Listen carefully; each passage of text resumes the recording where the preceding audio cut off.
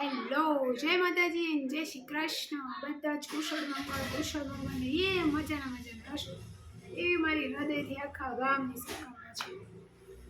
તો તમારા બધાનું સ્વાગત છે મારા બ્લોગમાં અથવા મારા વિડીયોમાં. તો તમારું સ્વાગત સ્વીકાર કરો. તો કેમ છો બધા? તબિયત પાણી સારા હોય ને તો વિડીયો જોવો તો કમેન્ટ કરી દેજો.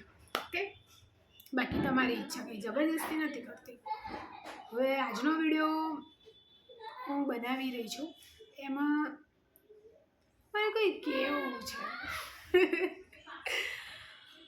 તો આજનો વિડીયો હું એટલા માટે બનાવી રહી છું કે મારે આજે મારી મા ભગવાન પ્રભુનો આભાર માનવો છે.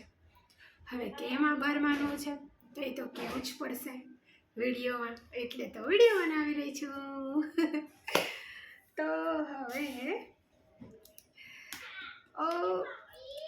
જીવનમાં એવું બધું થાય કે એવા બનાવ બને છે, અને મતલબ એવું બધું થાય છે કે હવે કેવું થઈ ગયું ખબર કે ભગવાન તમે ખાલી તકલીફ જ આપો. એવું હું વારે જેમ કે ભગવાનજીને કે કરું, બરાબર, અથવા માને કે કરું. તો હવે મને સમજાયું કે એવું ના હોય, એવું હોય જ નહીં. આપણે જેના લાયક બી નથી, જે આપણે વિચારવી ન હોય. જેમ કે હું મારી પોતાની વાત કરું તો જ્યારે મારી પહેલી નોકરી હતી તો એનો પગાર હતો 1550 રૂપિયા. એના પછી જે બીજી નોકરી મારી થઈ એમાં હતો 6500 રૂપિયા. એના પછીની જે નોકરી હતી એમાં હતો પહેલાં 16500, પછી ઇન્ક્રીમેન્ટ થયું એટલે 19500, બરાબર. હવે ભગવાનની દયાથી અત્યારે જે નોકરી છે એમાં પ્રભુના દયાથી બહુ મજાનો પગાર છે. જ્યારે મારે 6500 વાળી નોકરી હતી, મારો પગાર હતો, ત્યારે હું વિચારતી એ નથી કે મને આટલા પગારવાળી નોકરી મળશે. અથવા તો એક સપનું જ હતા કે મારા જ્યારે એક કલીગ હતા મારા, જે મારી સાથે, મતલબ એક બેન હતા જે મારી ભેગું નોકરી કરતા. હું એમને કહેતી, બેન આટલા પગારે તો જવાનું થાય જ છે, ક્યારે આપણને આટલો પગાર મળશે, આપણે ક્યારે આટલી આવી મસ્ત નોકરી કરશું. તો ભગવાને સમય લાવે અને એ નોકરી મળી ગઈ અને મજાનો પગારે મળી ગયો. એ તો બરાબર, પણ ઘણી વસ્તુ તો એવી છે કે જે મતલબ શું કહેવાય, આમ જે વિચારીએ નથી કે આ લઈ શકશું, કે આ કરી શકશું, કે આ થઈ જશે, કે આ શક્ય છે, એવું વિચાર્યું નહોતું, એ બધું થઈ ગયું, એ બધું મળી ગયું, બરાબર.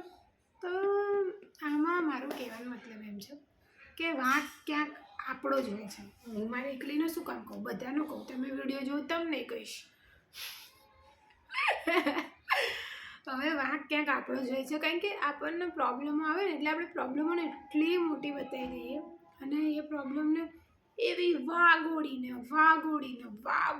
એને એવી આમ બાપારે હળીખમ કરી દઈએ કે આપણી સાથે જે સારું થઈ ગયું છે ને એ આપણને દેખાય જ નહીં. જે સારું થઈ ગયું છે એ ના દેખાય. ત્યારે એવું થાય કે એ બધું રામ રમી ગયા, બધી વસ્તુના રામ રમી ગયા, પણ એવું હોતું નથી. જેમ કે હું મારી વાત કરું, મારે કંઈક તકલીફ પડે ને એટલે એ વાતને હું મારી દોસ્તને અથવા કોઈને કહીને એટલી મોટી દર્શાવી દઉં કે હાયા મને એવું લાગે મારી પર આંભલું પડ્યું, ભમ. પણ એવું હોતું નથી. એ પ્રોબ્લેમ હોય છે, પણ કદાચ હું એને હેન્ડલ નથી કરી શકતી, અથવા તો હું એને હેન્ડલ નથી કરી શકતી, બસ બીજું કંઈ નથી. અને એટલે મને એ ટાઈમે એ પ્રોબ્લેમ એવી લાગે, આખા ગામ જેવડી લાગે. પણ જ્યારે એનું સમાધાન થઈ જાય ને તો એવું થાય કે સારું, એક તો છોટું તો, ઓરે બાપરે, આમાં કંઈ હતું જ નહીં ને. તો તમારા જીવનમાં આવું થાય, મારા જીવનમાં તો આવું બહુ થાય.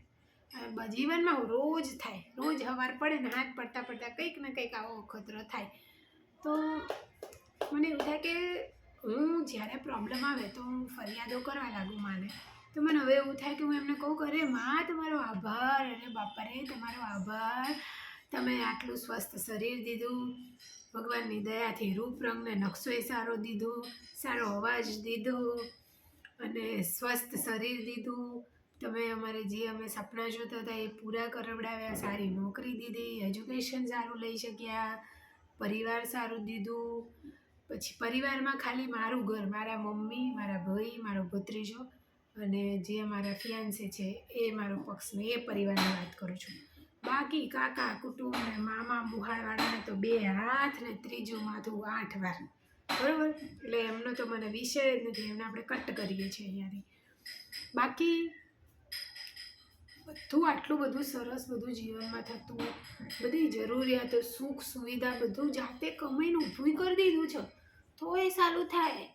સારી એટલી તકલીફ હે ક્યું બાબા રે, ના આપણે તકલીફ નથી.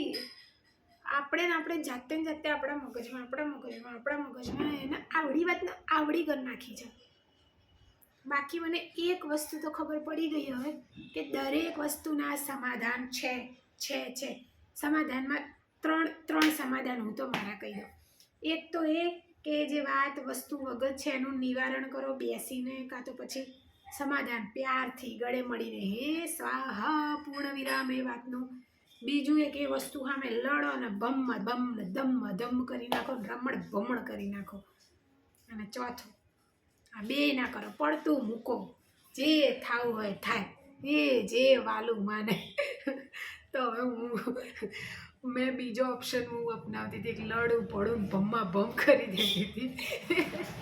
અને એમાં બીજી પહેલી પ્રોબ્લેમ માટે હું લડીને બીજી ઊભી કરું, બીજીને સમાધાન લાવવા ત્રીજી કરું, ત્રીજી હતી તો પહોંચીએ નહીં એટલી ઘણા તો ઓલી પહેલી એને 5-10 બીજી પ્રોબ્લેમ ઊભી કરી દીધી હોય. મતલબ આવું ચક્રવ્યૂહ ને આવી લહેરો ચાલતી હોય મારા જીવનની.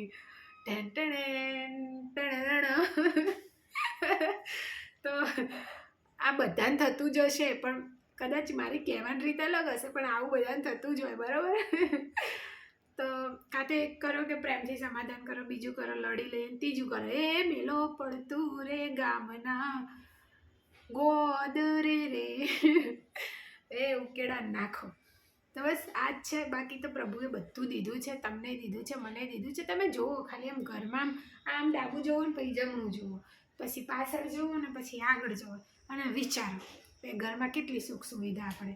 એ મજાનું ખાવા મળે 2 ટાઈમ, એ મજાના કપડાં મળે પહેરવા, ભગવાનનું દીધેલું શરીર મસ્ત સ્વસ્થ શરીર છે આપણું, સારું એવું ઘર છે જ્યાં માથું ઢંકાઈ રહે છે. તો આનાથી વધારે આપણે જોતું તો શું? હા જોતું હશે. આટલી વસ્તુ આટલી સુવિધા આપણી જોડે છે ને, હું એવું માનું તો એનાથી પછી ઉપર જવાનું હોય એટલે થોડું, એટલે સપના જોવા ના નહીં પાડતી, પણ એમ કે આ વસ્તુનો આભાર માનો. કદાચ આપણે અત્યારે 1 રૂમ રસોડું છે આપણું, એનો આભાર માનીએ, પ્રભુના આશીર્વાદ રહ્યા તો કાલે 2 રૂમ રસોડો થશે, 3 રૂમ રસોડો થશે, એમ કહેવા માગું છું. મતલબ સપના જોવું, આપણે મેળવવાની અપેક્ષા ના મૂકી દો, સપના જોવાના નથી મૂકી દેવાના. આપણે તો એવું જ વિચારવાનું છે કે આ એક ડબલ બેડ છે, આ એક પાર્ટ અમારા જોડે છે, હું તો એવું જ વિચારું કે નેક્સ્ટ ટાઈમ સોફા લઈશ મસ્ત મજાના, આનાથી સારો બેડ લઈશ, એની ઉપર આનાથી હેવી ગાદલું મૂકવડાવીશ. આ તો કંઈ બાપડું ગરીબનું ગાદલું છે, સસ્તું ને સારું અમારું, પણ આનાથી હેવી ગાદલું મૂકવડાવીશ. મતલબ સપના જુઓ, પણ એનો મતલબ એ નહીં પ્રભુને એવું કે આ ગાદલું નહીં સારું, એવું નથી. આ ગાદલું અમારી જોડે છે, આ સુવિધા છે, એનાથી અમે ખુશ છીએ. તારો ખૂબ ખૂબ આભાર કે ભાઈ એની ઉપર મસ્ત રીતે સૂઈ શકીએ છીએ, આ ઘરમાં રહી શકીએ છીએ. તારા આશીર્વાદ રાખ અમારી ઉપર, અને બસ આમને આમ અમને જીવનના જે પડકાર છે એની સામે લડવાની અમને હિંમત આપ. આ કહેવાનું છે. આ છે કેટલું આસાન વિડીયોમાં બોલવું સાલું, પણ મારાથી પોતેથી આ થતું નથી. આ છે બહુ અઘરું. આ તો ખાલી વિડીયોમાં હું કહું છું, પણ સાચું આ બહુ અઘરું છે, કારણ કે હું પોતે એમનો આભાર તો માની દઉં, પણ ટેન્શન આખા ગામનું કહેવું બહુ આસાન કે નાખો ઉકેળે, પણ નાખવું બહુ અઘરું. પણ આ અઘરાઈ હવે શીખવાની જ છે. અને એટલા માટે તમે મારો પરિવાર મારા ભેગા જે આ સંકળાઈને રહ્યા છો ને, મને અપેક્ષા છે કે હું ધીમે ધીમે પ્રોબ્લેમને ઉકેળે નાખું ના નાખું મને નથી ખબર, પણ આ વિડીયો દ્વારા હું મારા અંદરની જે